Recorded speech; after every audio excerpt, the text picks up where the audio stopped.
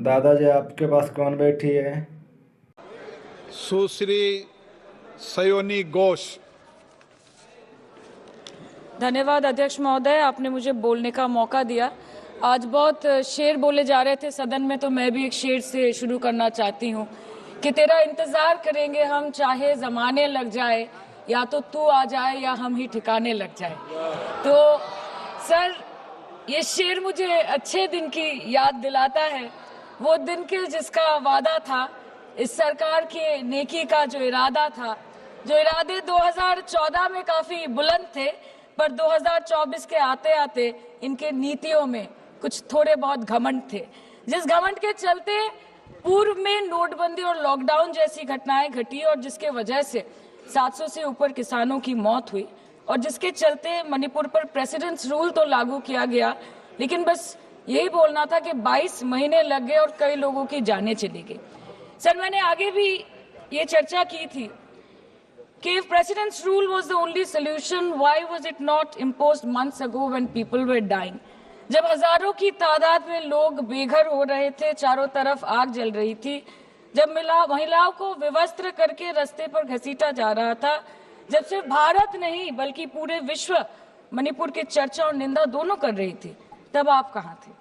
Sir, this delay in imposing president's rule proves that the BJP leadership neither had the will nor the competence to handle the Manipur crisis, and the administration watched quietly as ethnic tensions spiraled out of control.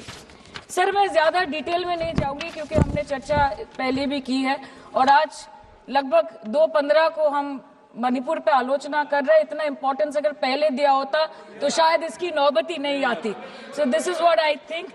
पर sir, ये शर्मिंदगी की बात है कि आज भारत के एक राज्य में प्रेसिडेंट्स रूल है। ये भी शर्मिंदगी की बात है कि 140 करोड़ की आबादी में 80 करोड़ को मुफ्त में राशन दिया जाता है। आज सर, लाखों नौजवान हैं जो बेकार बैठे हैं। 1 से 2% ऐसे लोग हैं जो सिर्फ टैक्स पेएबल के क्राइटेरिया में आते हैं, और बीजेपी है जो सब चंगासी का कुर्ता पजामा पहन के घूमते रहते हैं। ये दिखाने के लिए अच्छी बात है, लेकिन ग्राउंड रियलिटी कुछ अलग ही है। सर 2023 में टॉप 10 VPNR के रिपोर्ट के अनुसार मणिपुर में 212 दिन से ऊपर इंटरनेट शटडाउन किया गया था, a total of 5088 hours, marking it the second highest after Jammu and Kashmir. This led to huge economic loss in Manipur, approximately 3,157 crore. The economic blockade in Manipur, affecting the two main national highway, lasted for 66 days, with rough estimates of loss of around 250 crore per day, which is a whopping rupees 17,000 crores in over 2 months. Over 67,000 people were forced to leave their homes and cramped up in only 360 relief camps. Nearly 12,000 people fled to Mizoram. Approximately 7,000 people sought refuge in Nagaland, Assam and Meghalaya. Over 1,700 people taken refuge in Kachhat district as of June 2024.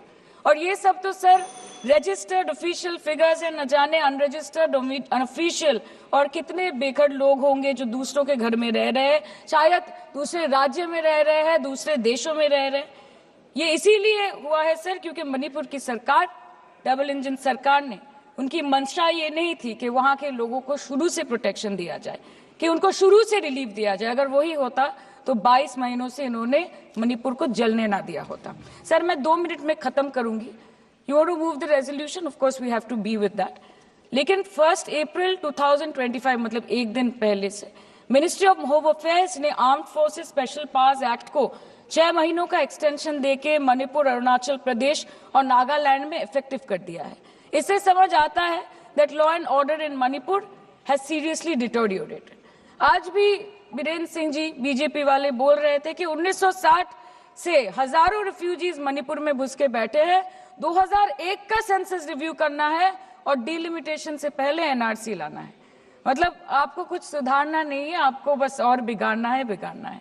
जिस तरह असम में NRC के नाम पे इस सरकार ने 1500 करोड़ से ऊपर फूंक दी और करीबन 19 लाख लोगों को अस्तित्व संकट में डाल दिया।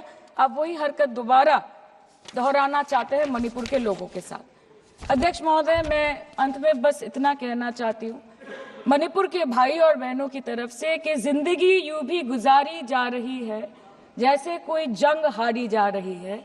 जिस जगह पहले के जख्मों के निशान हैं, फिर वहीं पर चोट मारी जा रही है, फिर वहीं पर चोट मारी जा रही है।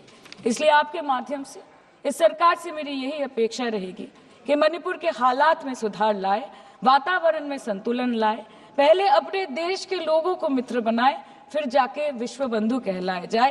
That the home minister and the prime minister should work overtime and step outside their comfort zone to address the needs of the people and restore normalcy at the earliest in Manipur. Thank you, sir. Thank you.